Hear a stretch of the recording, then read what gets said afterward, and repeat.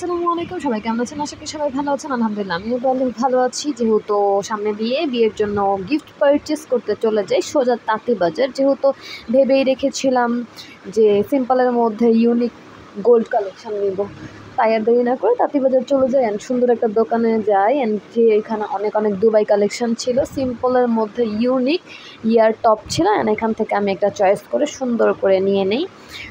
অনেক সুন্দর ছিল। তারপর সোজা চলে যাই ধানমন্ডি। আমি টায়ার্ড হয়ে গিয়েছিলাম অ্যান্ড ধানমন্ডির খানা আছে যে একটা কফি অর্ডার করে আর একটা ট্যাঙ্গি উইংস অর্ডার করি, যেটার স্ন্যাপ নেওয়া হয়নি, শুধু কফিটারই ক্লিক নেওয়া হয়েছে, তাই আমি ব্লগে অ্যাড করে দিলাম। অ্যান্ড কফি খাওয়া শেষ করে আমি ডিরেক্ট চলে যাই ধানমন্ডি লেকে অ্যান্ড লেকের ভিউ এনজয় করছিলাম অ্যান্ড পাশে ছিল ফুচকার দোকান, সেখানে আমি ফুচকা অর্ডার করে দিই। আনফর্চুনেটলি ফুচকারও ক্লিপ নেওয়া হয়নি। আমি যে আসলে কীভাবে কোন তালে থাকি যেখানে আমার ক্লিপ নেওয়াই হয় না, আর যখন নেওয়া হয় তখন আবার মনে হয় একটা কিছু নিতেও ভুলি না।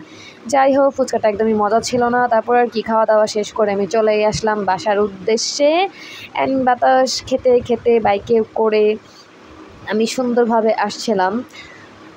আর সেদিনের চাঁদটা ছিল খুবই সুন্দর, তো চাঁদটা একটু পর দেখাবো। আমি চাঁদের ভিডিও নিয়েছি অ্যান্ড আপনারা জানেন আমার বাইকে ঘুরতে অনেক ভালো লাগে। ফ্র্যাঙ্কলি আমার বাইকে ঘোরা অনেক বেশি পছন্দ। এই যে দেখেন চাঁদটা একদম সুন্দর, কত একদম আমার মতো, তাই না?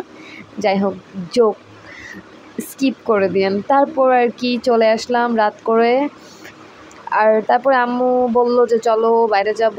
তো আর কি বিয়ে বাড়ির সামনে থেকে ক্রস করছিলাম, ভাবলাম একটু বিয়ে বাড়ির গেটটা নেই। তারপর চলে গেলাম ভেনিউতে ডিরেক্ট, যেহেতু ফ্যামিলি প্রোগ্রাম, সো ভেনিউতে দেখতে যাওয়া উচিত যে কতটুকু কাজ হচ্ছে বাকি। তারপর দেখলাম যে প্রিপারেশন চলছে, যেহেতু দুপুরের প্রোগ্রাম, রান্না বাড়া স্টেজ থেকে শুরু করে সবই টুকটাক করে করা হচ্ছে একটু করে। অ্যান্ড আমরা দেখে আসলাম যে হ্যাঁ কাজ ঠিকঠাকভাবে হচ্ছে কি না, সবাই ভেনিউতে আছে কি না, এই তো।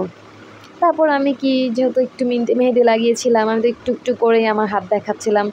তারপর দেখা টাকা শেষ করে চলে আসি নাজিরা বাজার চৌরাস্তায়। আম্মু ইনসিস্ট করে যে মটকার চা খাবে অ্যান্ড দেরি না করেই 2টা মটকার চা অর্ডার করে দেই। অ্যান্ড টু বি অনেস্ট, একদমই বাজে ছিল চাটা।